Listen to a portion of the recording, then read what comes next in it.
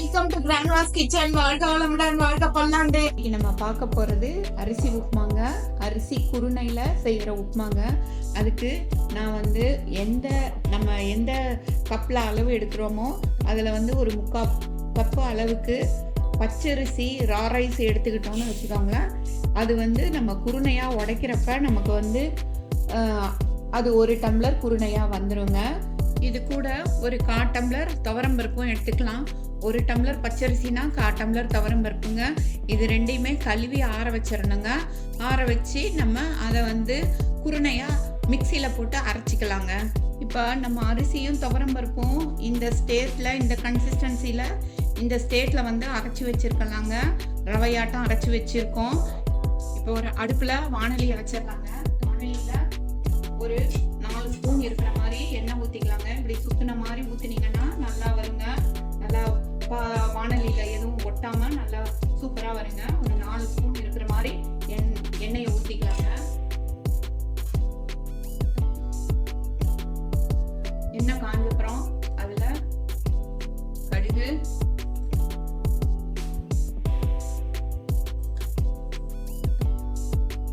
உளுத்தம்பருப்பு போட்டுடலாம்.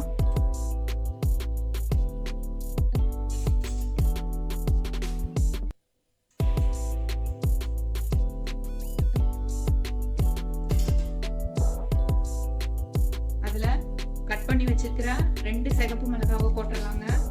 கூடையே கருவேப்பிலையும் நான் சொன்ன மாதிரி 2ஆக கட் பிச்சு போடலாங்க. போட்டு அது கொஞ்சம் கிடக்க வறுபட்ட அப்புறம் அதில் வந்து 3 டம்ளர் தண்ணி ஊற்றிடலாங்க.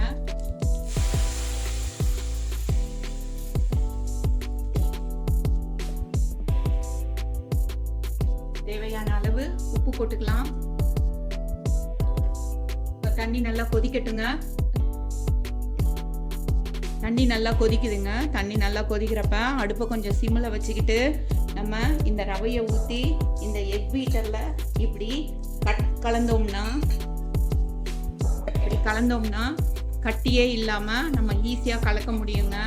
நம்ம கரண்டியில் கலக்கிறத விட இந்த எக் பீட்டரில் இப்படி கலக்கிறது வந்து ரொம்ப சௌரியமாக ஈஸியாக இருக்குங்க நம்மளுக்கு. பாருங்க, ஒரு கட்டி கூட இல்லாமல் எவ்வளோ ஈஸியாக கலக்க வந்துருச்சு. கொஞ்சம் ஓரளவு இது மாதிரி கெட்டியாக வந்தப்புறம் அப்படியே அடுப்பை சிம்மில் வச்சு மூடி வச்சிடலாங்க. அரிசி உப்புமா இப்போ சூப்பராக ரெடி ஆயிருச்சு. இதை வந்து நம்ம இது நல்லா வெந்து சூப்பராக வந்திருக்குங்க. நம்ம அப்போ கலக்கிட்டு ஒரு 15 நிமிஷம் சிம்மில் வச்சு மூடி வச்சா போதுங்க. சூப்பரான அரிசி உப்புமா ரெடி ஆயிரும். நம்ம இது பக்கத்தில் இருந்து கலக்கிட்டே இருக்கணும்னு இல்லை. இதை வந்து நம்ம இப்போ ஒரு சர்விங் பவுலுக்கு மாற்றிடலாங்க. நல்லா சாஃப்டான அரிசி உப்புமா ரெடி ஆயிடுச்சுங்க. இதில் வந்து துவரம்பருப்பு போட்டிருக்கிறதால இதில் ப்ரோட்டீனும் நிறைய இருக்குங்க. இதை வந்து மார்னிங் பிரேக்ஃபாஸ்ட்டுக்கு எடுத்துக்கிறது ரொம்ப நல்லதுங்க.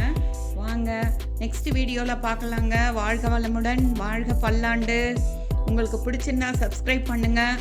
அப்போ தான் நம்மளோட அடுத்தடுத்த அப்டேஷன்ஸு உங்களுக்கு வந்துகிட்டே இருக்கும். தேங்க்ஸ் ஃபார் வாட்சிங்.